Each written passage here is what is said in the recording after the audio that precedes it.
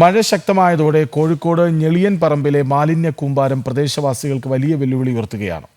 വർഷങ്ങളായി സ്ഥലത്തെ മാലിന്യ പ്ലാന്റ് അടഞ്ഞുകിടക്കുകയാണ്. മാലിന്യ കൂമ്പാരം ഷീറ്റിട്ട് മൂടിയ വകയിൽ മാത്രം 21.5 ലക്ഷം രൂപയാണ് കോർപ്പറേഷന് ചെലവായത്.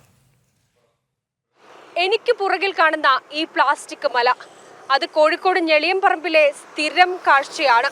വർഷങ്ങളായി ഇവിടെ ഇങ്ങനെയാണ്. ഈ പ്ലാസ്റ്റിക് കൂനയ്ക്ക് മുകളിൽ ഷീറ്റിട്ട് മൂടിയ വകയിൽ കോർപ്പറേഷന് ചിലവായത് 21.5 ലക്ഷം രൂപയാണ്. മഴയും കാറ്റും ശക്തമായതോടെ ടാർപോളിൻ ഷീറ്റ് കീറുകയും പാറിപ്പോവുകയും ചെയ്തു. നിലവിൽ പ്ലാസ്റ്റിക് മാത്രമാണ് ബാക്കി. ശക്തമായ മഴയിൽ ഈ മാലിന്യ കൂമ്പാരത്തിൽ നിന്ന് ഒഴുകിയെത്തുന്ന മലിനജലമാണ് പ്രദേശത്തെ കിണറുകളിലും പുഴയിലുമൊക്കെ എത്തുന്നത്. ഓരോ മഴക്കാലവും ഇത് തുടർക്കഥയാവുകയാണ്. വലിയ വലിയ കുന്നുകളാണ് നമ്മളെ ഞെളിയൻ പറമ്പിൽ രൂപപ്പെട്ടിരിക്കുന്നത്. ഈ വേസ്റ്റ് മാലിന്യങ്ങൾ ഒന്നുകിൽ എടുത്ത് മാറ്റണം, അല്ലെങ്കിൽ ഇത് സംസ്കരിച്ച് ജൈവ മാലിന്യങ്ങളാക്കി ജൈവ വളങ്ങളാക്കി മാറ്റിയിട്ട് ഏതെങ്കിലും ഒരു തരത്തിലുള്ള രീതിയിൽ ഇത് ചെയ്തിട്ടില്ലെങ്കിൽ അവിടുത്തെ പ്രദേശവാസികൾക്ക് വളരെയധികം ബുദ്ധിമുട്ടുകൾ ഇന്നല്ലെങ്കിൽ നാളെ സംഭവിക്കാൻ സാധ്യത കൂടുതലാണ്. ഇപ്പോൾ മഴ കൂടുതലായിട്ട് പെയ്യുന്ന സമയമാണ്.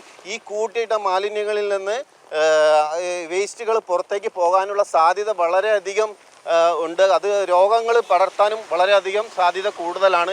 എത്രയും വേഗം തന്നെ ഈ കോർപ്പറേഷൻ ഇതിന് വേണ്ട നടപടികൾ സ്വീകരിക്കണമെന്നാണ് BJPയുടെ ഭാഗത്തു നിന്ന് പറയാനുള്ളത്. കോർപ്പറേഷൻ 2019 പ്ലാന്റിനായി 250 കോടി രൂപയുടെ കരാറുണ്ടാക്കിയത്. കരാർ കമ്പനി സോണ്ട കരാറിൽ നിന്നൊഴിവായതോടെ പ്ലാന്റ് അടച്ചുപൂട്ടി. നിലവിൽ അടച്ചുപൂട്ടിയ പ്ലാന്റ് പ്രദേശത്തെ നായ്ക്കളുടെ വാസകേന്ദ്രമാണ്.